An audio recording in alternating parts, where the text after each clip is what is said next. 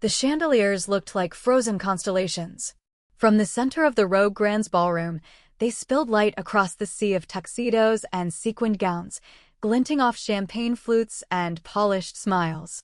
Isla Kovac balanced a tray between her palms, each glass trembling with her breath. She'd worked this ballroom a dozen times, but it always felt like stepping into someone else's dream, one she wasn't meant to touch. The air hummed with laughter too sharp to be warm, the music perfectly timed to the clinking of silverware. She moved through it all like a ghost in a uniform, crisp white shirt, red vest, black trousers, hair pinned back with quiet precision. "Keep moving, Isla," her supervisor's voice had said earlier. "Smile." Invisible, but present. She had perfected that art. As she weaved through the crowd, she caught glimpses of worlds she'd never live in, diamond bracelets resting on champagne stems, whispered deals over foie gras, smiles that never reached the eyes. She didn't resent them. She just observed like she always had. At the front, the stage waited beneath an enormous screen showing images of children laughing, homes rebuilt, families reunited, the charity's promise looping on repeat. Then, the voice came, smooth and commanding. "Good evening, friends." All heads turned toward Damien Rose, the hotel's owner and tonight's host. He looked effortless, tall, silver-streaked, navy suit tailored like armor. His voice carried that practiced warmth of a man used to being heard. "We're not just raising money tonight," he said. "We're raising hope." The crowd applauded. Isla joined in softly, her tray balanced, her pulse steady. But then Damien's tone shifted. "Before we begin the auction," he continued, "I have something personal." He reached into his jacket, pulling out an envelope, yellowed, delicate. The microphone caught the tremor in his breath. "This letter," he said, holding it up, "belonged to my mother. It's written in a dialect so rare no one has been able to read it. Scholars, linguists, all failed. And tonight, I thought, maybe someone in this room will succeed." The laughter that followed was polite, indulgent, the sound of people humoring wealth. Isla's tray wobbled slightly. A rare dialect. She froze, heart skipping.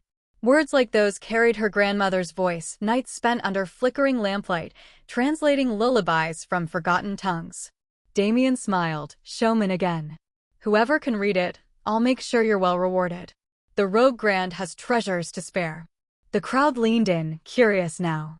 Isla tried to walk away, but her gaze was tethered to that envelope. Something in her, something older than fear, whispered, "That letter is waiting for you." And for the first time that night, Isla's world stopped blending into the background. The ballroom pulsed with energy, the kind that comes when curiosity brushes money. The envelope had changed the air. Conversations turned to murmurs about rare dialects, mysteries, and Rose's theatrics. Isla moved like muscle memory, tray, pour, smile, step. Yet her mind wandered miles away, into dusty books and her grandmother Mira's stories of vanishing languages. A dialect so rare no one could read it? Mira would have grinned and said, "There's always one who can." "Careful, darling." A woman in sapphire brushed past, barely glancing up as Isla caught the tilting glass. "We wouldn't want to spill on the diamonds." "Of course, ma'am," Isla said, voice soft. Her tray steadied. Her pulse didn't. Across the room, Damien entertained a cluster of donors. His laughter was polite, but his hand never strayed far from his jacket pocket. The envelope was more than an heirloom, it was a weight. Tom, a fellow waiter, leaned in near the bar. "You see him clutching that thing? Like it's gold." Isla smirked faintly. "Maybe it is." He shrugged. "Or just rich people drama." "Who keeps old letters anyway?" She didn't answer. Because she did. Mira's letters still filled her drawer at home, notes in looping ink about songs and roots. "Every word holds a life," her grandmother had said once. "Even if the world forgets." The auction began. Paintings, vacations, jewels. Laughter rose, numbers climbed. But Isla barely noticed. The letter's image burned behind her eyelids. Then Damien's voice cut through the chatter again. "Before we close, one last thing. The challenge stands. If anyone here believes they can read this letter, come forward." The room quieted, a ripple of expectation. And in that silence, her mouth betrayed her. "I might." The words slipped out like breath, but microphones catch everything. Heads turned. Laughter, disbelief. Damien's eyes found hers direct, assessing. I'm sorry, miss. What did you say? Her voice trembled, but didn't break. I study linguistics. Rare dialects. I think I can read it. Whispers swept the crowd. A waitress? Impossible. Who does she think she is? Damien's hand lifted, silencing them. Come up here, he said quietly. And though her knees threatened to give way, Isla walked. For the first time in her life, every eye was on her, not as a servant, but as someone who might matter. The stage lights were blinding. Isla's fingers brushed the envelope as Damien handed it to her. It was lighter than she expected, as if time itself had hollowed it out. What's your name? He asked. Isla Kovac. Then, Miss Kovac, let's see what you've got. The laughter this time was softer, uncertain. She unfolded the letter. The ink had bled in places, but the shape of the script, sharp, slanted, was unmistakable. Her breath caught. A dialect of Old Vranic, spoken by barely 1,000 people a century ago. The same one Mira had sung to her in lullabies. Her voice was unsteady at first. It's from a woman, named Elena, she said. She's writing to her son. Damien's posture changed. His hands curled around the podium. She says she's alive, Isla continued, translating slowly. But she cannot return yet.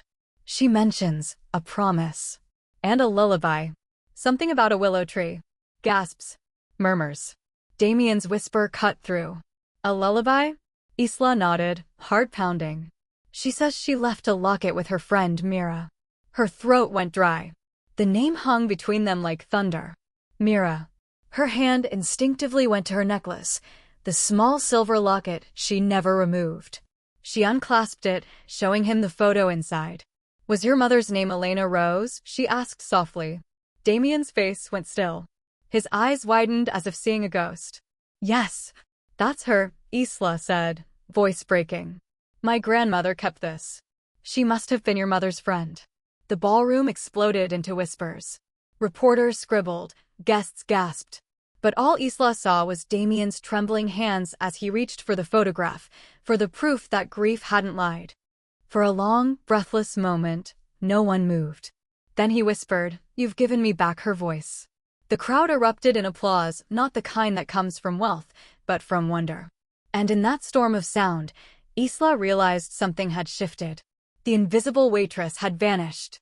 The gala ended in a haze of flashbulbs and disbelief. Guests whispered Isla's name as they left, not mockingly this time, but reverently, as if she were part of some miracle. Damien found her hours later in the empty ballroom, where only the faint hum of cleaning machines remained. I needed to see you, he said. That language, the way you read it. How did you know? She hesitated. My grandmother, Mira, taught me. She said her friend once left behind a secret, a letter she could never share. I didn't know it was your mother's. Damien sat, shoulders heavy. I spent years thinking she abandoned me. But she didn't. She was protecting me. And now this, he gestured at the letter. You brought her back. The silence between them was soft, not awkward, two lives unraveling and rethreading. Then Damien smiled faintly. I keep my promises. You solved the unsolvable. The restaurant downstairs, Latoy, it's yours. Isla blinked. I can't accept that. You can, he said simply. And you will. Her voice was small. Then I'd like to rename it. Myra's Willow. For my grandmother. And your mother. His eyes glistened. Then Myra's Willow it is. Weeks later, under the pale sky of Vranic, they stood together, Isla and Damien, on the soil that had birthed their intertwined stories. The hills were quiet. Only the rustle of willow leaves filled the air. Villagers spoke softly as Isla translated the tale. Elena had fled during political unrest, leaving her son to protect him. Mira had hidden her, carried her message, and raised Isla's parents under that secret promise. By the time the letter reached Damien, both women were gone, their truth buried under silence. Damien knelt before a simple gravestone beneath a willow. Elena Rose, it read. He placed the letter on the soil, voice trembling. I forgive you, Mom. Isla watched, tears catching the light. She touched her locket, the same silver glint her grandmother once wore, and whispered, Thank you. In that moment, under the willow, grief became grace. 2 generations found peace through the language of love. Months later, the grand opening of Myra's Willow drew people not for its elegance, but for its story. The restaurant gleamed in warm amber light, its walls lined with handwritten letters and translations of forgotten dialects. Isla moved through the space, not with a tray this time, but a presence. Her staff greeted her with respect, her eyes shone with quiet purpose. The menu blended heritage and heart, Vranic stews, Balkan herbs, flavors Mira had whispered through memory. Damien sat at his favorite corner table, a cup of coffee before him. "You've made something extraordinary," he said. "We both did," Isla smiled. He raised his glass. "To language, the bridge between souls." She clinked hers softly. "And to those who taught us to listen." Outside, the city pulsed, indifferent, endless. But inside Myra's Willow, every word, every flavor, every story carried a heartbeat of its own. That night, a young student approached Isla, clutching a notebook. "I heard your story," she said shyly. "It made me want to study languages too." Isla smiled, the same way Mira once had. "Then you already speak the most important one," she said. "Hope." As the lights dimmed, the golden chandeliers shimmered, just like that first night, but this time, Isla belonged. And the Willow's song lived on.